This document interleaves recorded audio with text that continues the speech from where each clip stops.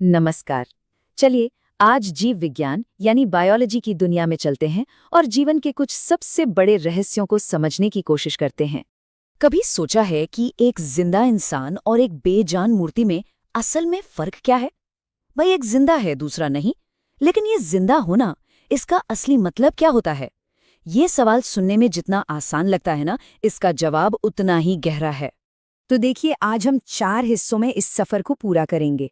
पहले समझेंगे कि किसी चीज को जिंदा क्या बनाता है, फिर जीवन के पूरे ब्लूप्रिंट को देखेंगे, उसके बाद पौधों और जानवरों की कोशिकाओं में फर्क जानेंगे और आखिर में जीवन के एनर्जी साइकिल को समझेंगे।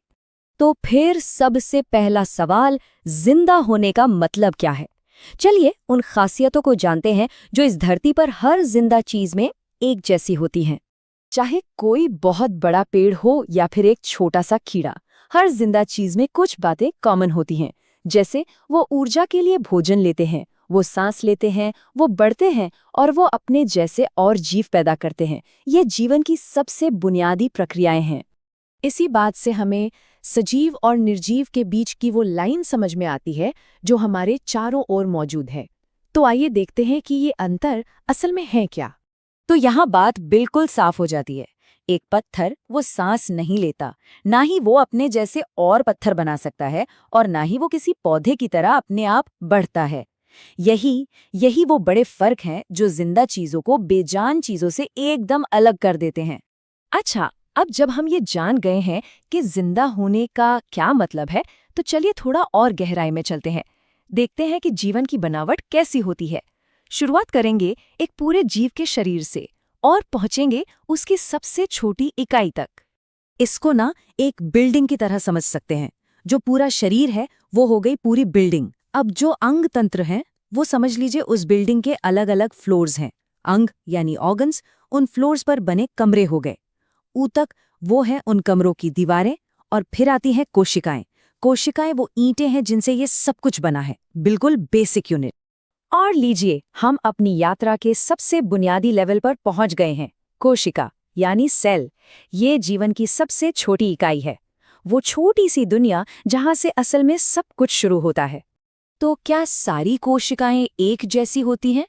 हाँ, बिल्कुल नहीं। चलिए जीवन की इन ईंटों के 2 मेन टाइप्स यानी पौधों और जानवरों की कोशिकाओं के बीच का फर्क समझते हैं।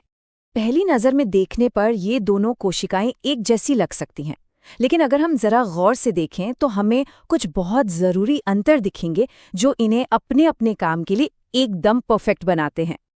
देखिए, दोनों में कुछ चीजें तो कॉमन है। दोनों के पास एक दिमाग है जिसे केंद्रक कहते हैं, एक शरीर है जिसे कोशिका द्रव्य कहते हैं, छोटे छोटे पावर प्लांट हैं जिन्हें माइटोकॉन्ड्रिया कहते हैं, और एक गेटकीपर है जिसे कोशिका झिल्ली कहते हैं, जो ये तय करती है कि अंदर क्या आएगा और बाहर क्या जाएगा। और यहीं पर आता है असली ट्विस्ट। पौधों की कोशिकाओं के पास एक मजबूत बाहरी दीवार होती है, एक कवच की तरह, जो उन्हें एक शेप और सहारा देती है। और उनमें क्लोरोफिल नाम का एक जादुई हरा पदार्थ होता है जो उन्हें धूप से अपना खाना बनाने में मदद करता है। जानवरों की कोशिकाओं में ये दोनों ही चीजें नहीं होती। ठीक है, अब हम कोशिकाओं के बारे में जान चुके हैं, तो अब सबसे बड़े सवाल पर आते हैं। इन्हें जिंदा रहने और काम करने के लिए एनर्जी कहाँ से मिलती है? ये कहानी है जीवन के एनर्जी साइकिल की। देखिए, पौधे जो हैं वो कमाल के शेफ होते हैं। वो फोटोसिंथेसिस यानी प्रकाश संश्लेषण नाम के एक प्रोसेस से अपना खाना खुद बनाते हैं। वो बस सूरज की रोशनी, हवा से कार्बन डाइऑक्साइड और पानी को मिलाकर अपने लिए ग्लूकोज तैयार कर लेते हैं। तो इसका मतलब ये हुआ कि पौधे हैं प्रोड्यूसर यानी ऊर्जा बनाने वाले, और जानवर हैं कंज्यूमर यानी ऊर्जा इस्तेमाल करने वाले। ये एक सिंपल सा नियम है जो पृथ्वी पर जीवन के पूरे सिस्टम को चलाता है। अब जब हम खाना खाते हैं तो हमारी कोशिकाएं उस खाने को एनर्जी में कैसे बदलती हैं? ये होता है श्वसन यानी रेस्पिरेशन के प्रोसेस से।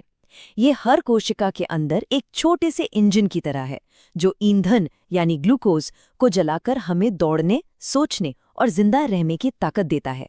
तो प्रकाश संश्लेषण और श्वसन एक ही सिक्के के 2 पहलू हैं। एक एनर्जी बनाता है और स्टोर करता है, तो दूसरा उसे इस्तेमाल करता है। ये जीवन का एक खूबसूरत डांस है, एक ऐसा साइकिल जो कभी खत्म नहीं होता और हमारे ग्रह को चलाता है। तो सवाल ये है कि एक अकेली कोशिका से इतना कॉम्प्लेक्स जीव कैसे बन जाता है। ये जीव विज्ञान के सबसे बड़े रहस्यों में से एक है।